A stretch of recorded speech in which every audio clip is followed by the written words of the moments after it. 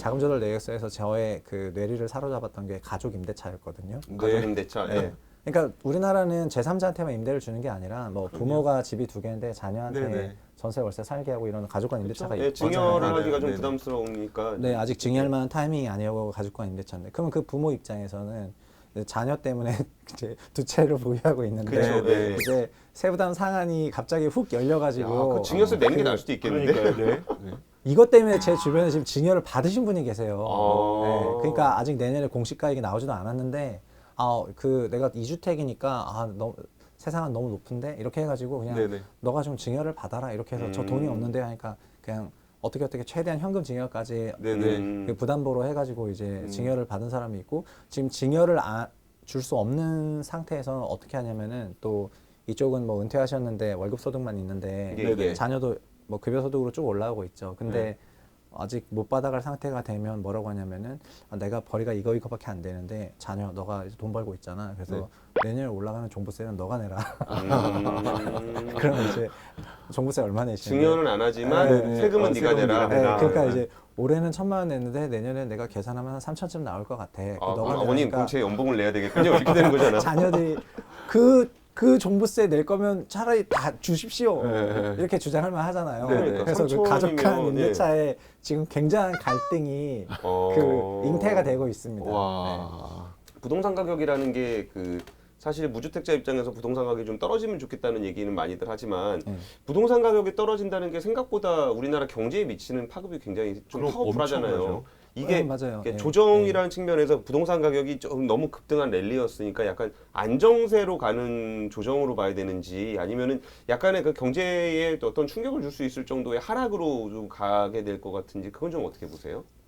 부동산 가격 일단 올해도 그 정부가 밝힌 그 소득 세수가 엄청 증가했는데 뜯어보면은 뭐 급여는 한 11% 증가했는데 아시겠지만 양도세도 소득세여가지고 예, 양도소득세. 그 양도소득세가 폭증을 해요. 네. 이제 전년비 30% 이상 늘었거든요. 예. 그래서 주택 가격 올라간 걸 통해서 정부 재정도 굉장히 많이 좋아지는데 좋아졌죠. 일조를 했어요. 네. 그래서 실제로 만약에 주택 가격이 뭐 하락하게 되면은 뭐 이제 당연히 양도세수나 여러 부분에서 뭐 좋지 않고 그러니까 실수요로 1주택이거나 아니면 또 다른 일시적 1주택 이렇게 갈아타는 그런 주택 수요는 물론 그분들도 가격이 민감하긴 하지만 예. 집을 이제 실수요인 만큼 그 사고 파는 인터벌이 길다고 생각이 되고요. 그렇죠. 예. 그리고 투자 수요로 시장을 접근하는 그 액티브한 자금 같은 경우에는 그 장기 보유 공제나 그 종부세나 이런 세금 관련 굉장히 민감한 그 주체라고 봐야지 되거든요. 예. 근데 이분들이 내년에 그러니까 아직 허들이 2개 남았잖아요. 종부세 개편안 통과하는 거하고 공시가액 발표되는 허들을 보고 나서 내년 상반기에 결정을 하게 될 텐데 예. 소위 이제 다주택자들에게 가장 부담 있는 방식으로 가게 된다면 공시 그러니까 세상 한 올려주면 300% 유지하면서 공시는 시세 80% 예. 이렇게 하면은 이제 이쪽에서는 매각 압력도 있을 것 같아요. 왜냐하면 이번 종부세 개편안에서도 1주택자는 세 상한이 150% 그대로거든요. 네. 그러니까 정부 메시지 되게 심플합니다. 1주택 하라는 겁니다. 정부 메시지는. 그래서 제가 이제 서울에 20, 30평대 신축 랠리 끝나고 신축 그동안 강세 시장이 약세 전환할 것 같은데 대신에 이분들 이 투자 수요가 1주택이 되었을 때 그 부동산 금액을 유지하려면 대형평을 가야 되기 때문에 저는 이제 내년에 대형평은 진짜 강세로 갈 것 같다 이렇게 생각을 하고 있거든요. 그래서 이쪽에서 좀 올라주고 여기선 좀 빠지더라도 합산하면은 뭐 미미한 약세인데 근데 이제 개별 단지를 뜯어보면은 어떤 데는 좀 많이 내리고 어떤 데 좀 많이 오르고 이렇게 이제 해석하고 있습니다. 그러니까 거시를 때릴 정도를 상황은 아닐 거라고 보는 거죠. 교체 수요가 좀 생길 거라고 보시는 거네요. 근데 지난번에도 그 최 의원님 무슨 말씀해 주셨냐면은 장기적으로 봤을 때도 어차피 85제곱미터 국민주택 이하의 주택들은 대부분 이제 그 임대주택 쪽으로 수요가 더 쏠릴 것이기 때문에 거래가 이루어지고 차익이 가능한 그 차익 소득을 얻을 수 있는 거는 이제 대형 평형이 될 것이다라고 주장을 해주셨는데 그 주장은 여전히 유효. 기억력이 너무 좋으셔가지고 가장 인상 깊었던.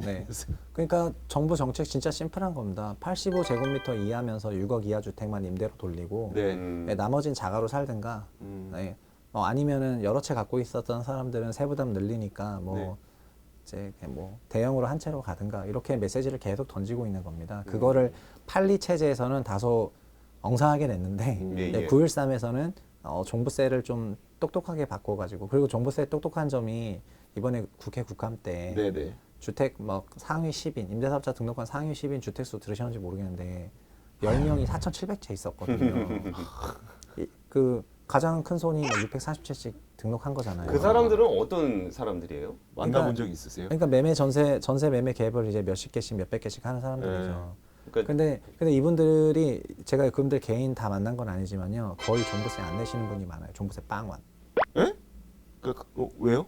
그러니까 부동산 시총으로 막 몇 천억이 되는데도 네. 종합부동산세 빵원. 왜냐하면은 종전 파리 체제에서는 임대사업자로 장기 등록하면은 서울에 공시 6억 미만 주택이었다면 네. 예. 종부세 비합산하거든요. 아예. 음. 공시가액이 아예 비합산. 그러니까 공시가액 자체가 빵원이 되는 거예요. 근데 이번 913에서 종부세 개편안은 조정지역 이상에서 임대사업자 등록하면 앞으로는 가액 무시해서 무조건 종부세 합산하겠다고 했거든요. 그러니까 그게 이후에 등록하는 것만 얘기하는 거예요? 아니면 새로 이전? 사서 이후에. 이게 다 종전 주택에 대한 얘기가 아니고요. 913 발표하고 나서 그 이후에 사서 신규 등록하는 임대주택에 대해서는 이제 그러니까 제가 종전의 다주택자를 해체할 정도의 대책이라고 하면 완전 충격적이죠. 종전 다주택자가 막 집 열심히 내다 팔고 한 채로 가면 완전 급변이고요. 근데 내년에도 또 어디선가에 다주택자가 투자 수요가 나오게 되는데 그 내년에 다주택자들은 이제 고민하게 될 겁니다. 다주택 하지 말고 어차피 종부세도 합산된다고 하는데 그냥 뭐 한 채로 갈까? 약간 이런 생각을 하게 될 거기 그러니까 때문에. 이게 장특을 받으려고 네네. 그럼 오래 들고 있어야 되겠다라고 그러니까요. 생각한다면 그 양도소득세 안 내려고. 네. 근데 장기로 들고 있으면은 장기로 종합부동산세를 네, 내야 되는 네, 거잖아. 네, 맞아요. 그래서 이지선다가 제가 느끼기엔 처음 걸린 거예요.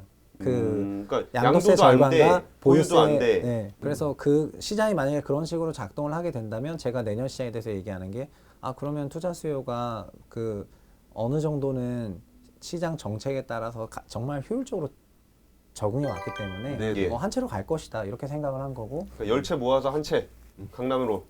그거는 너무 큰데. 그러면 그래서 이제 그 수요는 대형평으로 나오고 그다음에 20, 30평대 고가 공시 6억 넘는 고가 주택에 대해서는 투자 수요 빠지면서 여기 시장 아주 안정화되고 오늘 서울이 조용해지면은 이제 뭐 부동산에 대한 그런 뉴스에 저희가 민감하게 안 들어도 될 것 같고. 이거는 어쨌든 이제 주택을 이제 사고 파는 얘기인 거고. 그럼 또 하나의 또 계층은 이제 임대. 그렇죠. 에 살고 싶으신 분들은 뭐 제일 중요하게 생각하는 건 아무래도 전셋값이겠죠. 예. 전셋값 전망은 좀 어떻게 보세요? 저는 그래서 전세 가격이 의외로 올라갈 거라고 생각을 예? 하는데. 올라간다고요? 네네. 집값 오를 때도 전셋값 올랐는데 집값 내려갈 때도 전셋값도 오히려 오르니까. 그 2013년 전에 전세가 상승이나 매매가 하락이랑 비교해 보면은 13년부터 특히 2015년부터 주택 가격이 본격적으로 상승했는데 네. 전세는 상당히 안정적이었어요. 의외로. 사실은 그렇죠. 네. 그래서 그거는 당연한 건데 이제 지금은 그러니까 우리나라 전세나 월세 같은 임대는 그 공급자가 누구냐 보시면 아시겠지만 그 다주택자가 85%고 예. 그 공공임대 조금 있죠. 공공이 예. 15%잖아요. 네. 그래서 전체 임대 시장에 매년 85%를 다주택자가 공급하고 있는데 이들이 지금 아까 말씀드린 것처럼 내년에 드디어 그 추가 구입에 대한 부담을 느끼게 될 것 같거든요. 예. 내년부터. 네네. 그러면 이 사람들이 내년부터 추가 주택 구입을 안 하게 되면은 이제 임대 공급도 원활하게 안 이루어진다고 네네. 저는 생각을 하고 있거든요. 네. 그래서 실제로 임대료가 올라갈 수 있는 것도 임대료 상승이지만 그 같은 임대료로 좀 더 질이 나쁜 주택에 사는 것도 그렇죠. 상대적 임대료 상승이거든요. 그렇죠. 네. 예. 네, 그래서 이제 그렇게 되지 않겠는가 장기적으로. 그러니까 913 체제 하에서는 서울 기준으로 말씀드리면 매매가는 잡힐 것 같고요. 전세가는 튈 것 같아요. 그러니까 투자 수요란 말 자체가 사실 임대 사업자니까 네, 되는 거죠. 투자 네. 수요가 줄었다는 거는 임대 공급이 줄어들었다는 얘기랑 비슷한 얘기인 네, 거고 이게 임대 공급이 줄어드니까 가격이 올라가는. 네. 그러니까 이게 사람들이 좀 착각하는 것 중에 하나가 집값 올라갈 때 전세값이 안정됐다는 얘기를 좀 어렵게 받아들이실 수가 있는데 그때 오르던데 뭘 그냥 근데 이건 집값 대비해서 네네. 집값이 상승하는 거에 비해서 전세 가격이 안정돼 있었다는 네네. 거고 그건 아무래도 집값이 오르는 거에다에서 이익을 보기 때문에 굳이 임대 소득을 가지고 자기가 굳이 안 벌어도 그러니까 그런 거지 배당보다는 캐피탈 게인으로 먹는 그렇죠. 네. 그런 장이었다가 이제 그런 사람들이 좀 빠지면 또 이제 임대 쪽 가격이 좀 올라갈 그리고 수 있다는. 지금은 고액 자산가도 약간 고가 전세가 도피처 중에 하나거든요. 고가 전세는 종부세, 재산세 없기 때문에. 네. 그래서 이제 차라리 전세금을 높게 주더라도 뭐 기꺼이 이제 하겠다 이렇게 해가지고 그 고가 전세에 대한 그런 익스큐즈가 충분히 돼 있어가지고 전세료가 올라갈 만한 환경이 된 것 같아요. 많은 사람들이 전세 가격을 얘기할 때 새로 입주하는 아파트만 얘기를 하거든요. 근데 이것도 마찬가지로 대형 평형, 고가의 대형 평형의 가격 상승을 유발할 요인으로 보이기도 그러니까요. 예, 저는 그렇게 생각하고 있습니다. 근데 제가 좀 우려스러운 것 중에 하나가 부동산은 굉장히 비싼 자산이기 때문에 이제 건설을 한다는 건 굉장히 리스크가 커요. 네. 이게 괜히 3년 이후를 보고 아파트를 줬는데 이게 뭐 안 팔리거나 이러면은 좀 난리가 나는 거잖아요. 그러니까 경기가 좀 안 좋을 때는 건설 경기가 부동산 가격이 안 좋을 때는 건설 경기가 같이 죽어요. 네. 그렇죠. 근데 건설이라는 게 굉장히 그 취업 유발을 많이 하는 네. 업종이기 때문에 그 사실 뭐 지금까지 저에게도 있었어요. 조선업이 한참 안 좋을 때 거기서 나타났던 그 실업자들이 다 어디로 갔느냐라고 했을 때 그때 건설 경기가 좀 괜찮았잖아요. 이쪽에서 많이 흡수를 해줬다는 거예요.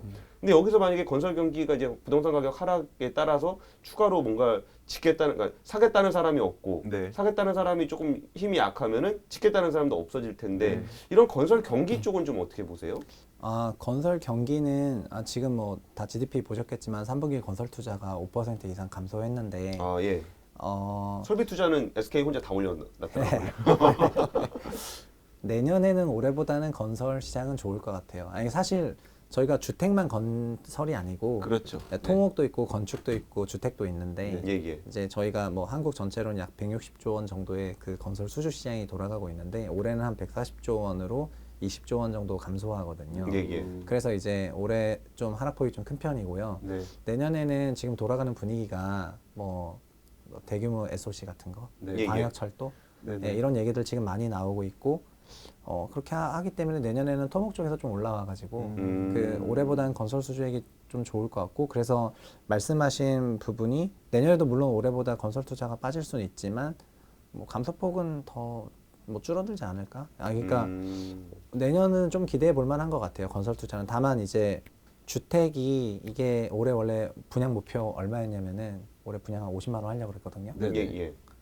가뜩이나 작년에 여러 가지 대책 때문에 작년에 한 10만 원 분양이 뒤로 이연돼가지고 그쵸, 예. 50만 원 하려고 그랬는데 지금 현 시점으로 분양이 한 25만밖에 안 되거든요. 공급을 많이 못했구나. 네. 분양 못했습니다. 지금 게다가 그 주택 공급에 관한 규칙 개정한다 그래가지고 예. 11월 말까지 그 11월 네네. 30날 개정안이 나오는데 그러면 그거 그래서 지금 분양하는 것들 이번 달 11월에 하는 것들은 다 옛날 신청한 것들이고요. 네네. 지금 새로 신청하겠다고 하는 그런 것들은 다 내년으로 미뤄졌거든요. 그래서 올해 분양 30만 겨우 채울 것 같은 느낌이고 내년에는 그러면은 올해 한 20만 개가 그 뒤로 내년으로 이연되는 넘어가니까 거잖아요. 예.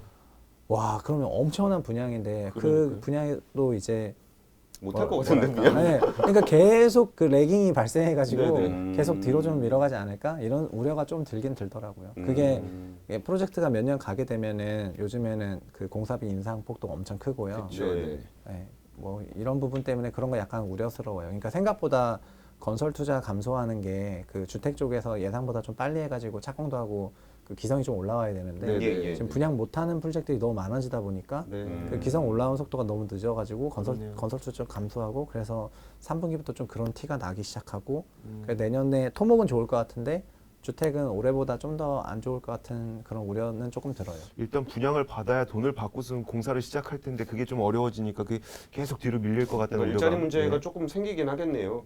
거기가 사실 되게 그 일자리라는 게 항상 양질의 일자리를 많이들 추구를 하는데 하지만, 네. 사실 현실은 그렇지는 않거든요. 네. 그래서 그런 데서 굉장히 좀 탄탄하게 맞아요.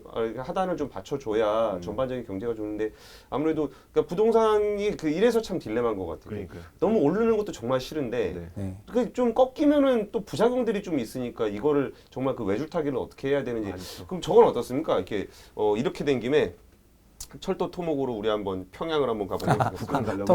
가려고. 토건 경제요. 네. 그거에 대해서 국민 여론이 그 토건 경제 하자는 거에 대해 여론이 그렇게 좋지 않을 거라고 많이 안 개인적으로 좋죠, 예. 생각합니다. 예, 저희가 그 4대강의 추억도 있고 네. 근데 남북한 철도 사업은 이제 네네. 좀 준비를 계속 네네. 하고 있는 것 같아서. 아, 그게 그러니까 저희가 이제 광역철도 건설할 때 예비타당성 조사를 하는데 지난 기재부 발표에 의하면 예비타당성 검토를 또 패싱하겠다.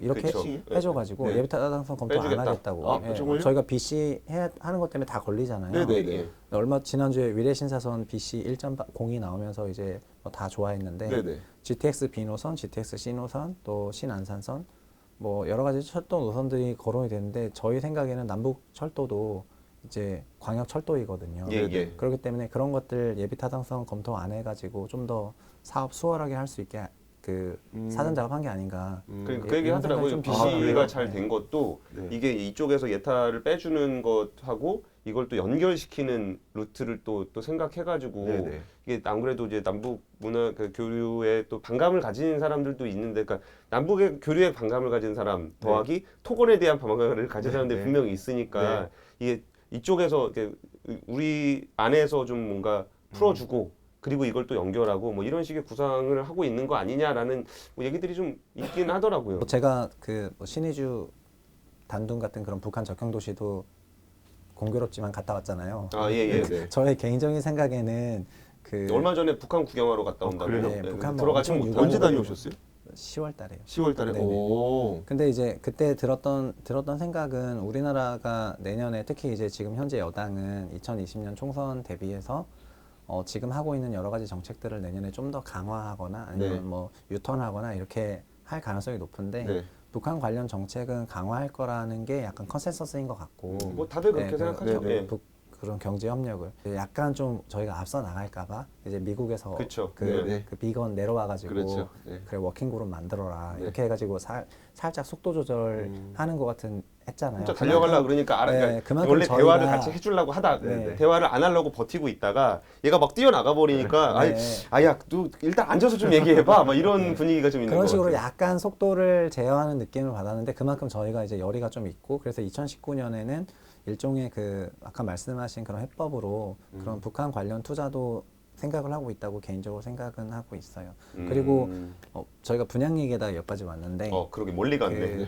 평양 크루지오 이렇게 분양합니까? 그리고 막 그건 농담입니다. 사석에서 이제 그리고 그 분양은 아시다시피 우리나라 분양가 산정 기준상 너무 분양가가 이제 좀 낮게 책정될 수밖에 없게 되어 있어요. 그래서 청약은 이제 어느 지역이나 인기일 거라고 개인적으로 생각을 하거든요. 그래서 앞서 저희가 무주택 소위 실수요자분들한테 주택을 가장 싸게 살 수 있는 그런 팁을 드린다면은 지금은 청약이 제일 싸요. 네. 그냥 그쵸. 예. 이견 없이 안 돼서 문제지. 네, 당첨이 청약이 안 돼서. 압도적으로 싸고 예전에는 그 조합원 분양권이라는 게 안 나왔는데 이제 분양권이 또 나올 만한 환경이니까 네. 만약에 그 청약이 안 되면? 분양에 도전해 보신 분이라면은 그 아파트 단지의 입주권을까지도 생각해 보실 필요 있다는 거고요.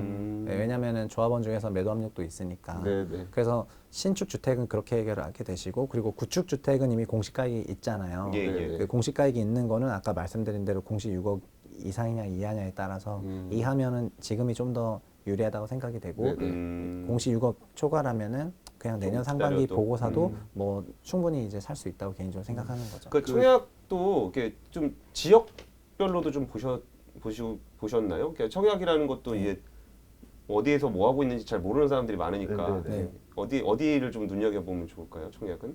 청약이요? 청약은 거의 뭐라 그럴까 어느 특정 지역을 찝지 않을 정도로 네, 그냥 워낙 그냥, 저렴하게 네, 나오니까. 네, 그 정말 아시겠지만 우리나라 청약이 그 주택도시보증공사에서 주변 시세 대비 10%라는 허들이 있는데 예, 예. 요즘에 그 주택 가격은 신축 랠리 시대에 세팅되다 보니까 이제 주변 시세 10%가 아니라 2배인데도 많거든요. 그러니까 주변에 구축은 25평 뭐 4억 맞아요. 5천인데 네. 신축은 네, 네. 9억에 들어오고 네, 네. 34평은 25평 5억 5천인데 신축은 12억에 들어오고 서울 기준으로 대부분 네, 네. 이렇고요. 그러니까 그 장소 무관하고 장소 무관 신축은 그냥 청약은 이제 넣는 게 이제 도전해 보는 게 좋다고 생각합니다. 그건 어떨까요?